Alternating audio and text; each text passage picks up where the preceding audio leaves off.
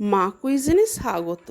সম্পূর্ণ নিরামিষ পদ্ধতিতে তৈরি পনির ব্যাটার ফ্রাইয়ের রেসিপি শেয়ার করতে চলেছি আপনাদের সাথে। পনির ব্যাটার ফ্রাইয়ের জন্য আমি 300 গ্রাম পনির নিয়েছি।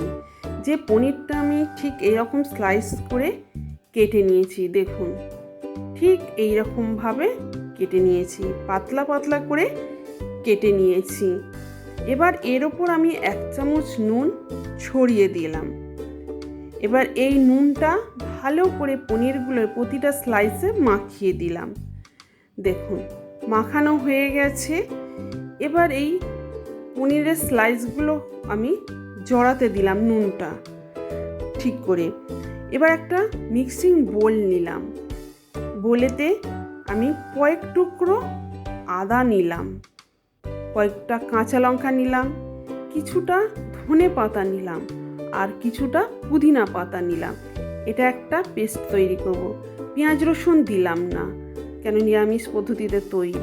পেস্ট তৈরি করে নিচ্ছি। দেখুন পেস্ট তৈরি হয়ে গেছে। এবার এই স্লাইস করে রাখা পনিরগুলোর ওপর এই পুদিনা ধনে পাতার পেস্টটা আমি ঢেলে দিলাম। এবার ভালো করে এই স্লাইসগুলোতে মাখিয়ে দিচ্ছি পেস্টটা। দেখুন প্রতিটা স্লাইস ঠিক ম্যারিনেট হয়ে গেছে। এবার এটা আমি ফ্রিজে 1 ঘন্টার জন্য রেখে দেব, ম্যারিনেট হতে দিলাম। এবার একটা বোলেতে আমি অল পারপাস ফ্লোর নিচ্ছি, এই 2 বাটি নিলাম। এবার এতে 1 চামচ নুন দিলাম, 1 চামচ গোলমরিচের গুঁড়ো দিলাম, বাটার দিলাম 2 চামচ। এবার ভালো করে ময়দাতে বাটারেতে ভালো করে মেখে নিতে হবে, যেমন ময়দায় ময়ান দেয় ঠিক সেই রকম। দেখুন মাখা হয়ে গেছে। এবার এতে আমি 1/2 চা চামচের খাবার সোডা দিলাম। এবার অল্প অল্প জল দিয়ে ব্যাটারটা এইভাবে গুলে নিতে হবে। এই রকমভাবে অল্প অল্প জল দিয়েই ব্যাটারটা গুলতে হবে, না হলে ব্যাটারের পরিমাণও বুঝতে পারবেন না, ব্যাটারের থিকনেসও বোঝা যাবে না। দেখুন এইভাবেই তৈরি করতে হবে।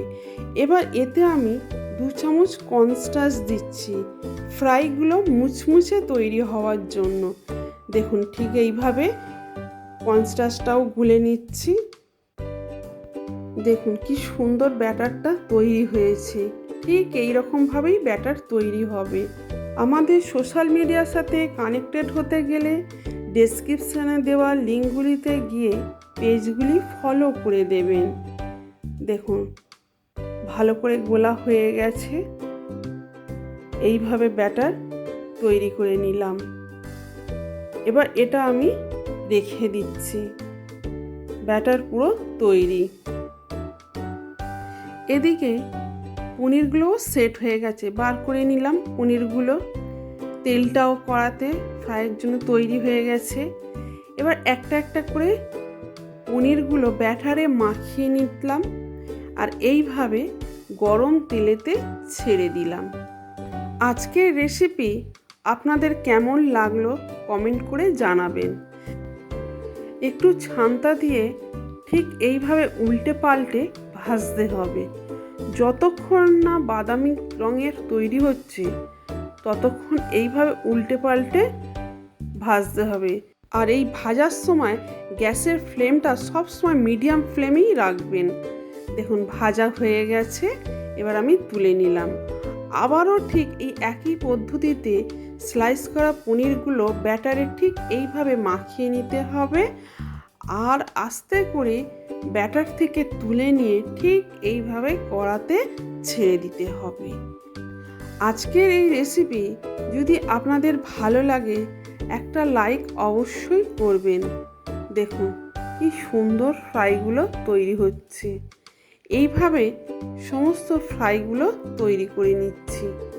দেখুন আর যদি ভালো লাগে বন্ধুদের সাথে শেয়ারও করতে পারেন। আর আমার চ্যানেলের যদি নতুন ভিউয়ার্স হন সাবস্ক্রাইব করতে ভুলবেন না। আর পরবর্তী রেসিপির আপডেট পাওয়ার জন্য বেল আইকনটা অবশ্যই প্রেস করবেন। দেখুন কি সুন্দর পনির বাটার ফ্রাই তৈরি হয়েছে। এইভাবে তৈরি করে আপনজনদের পরিবেশন করবেন। সুস্থ থাকুন, ভালো থাকুন, ধন্যবাদ।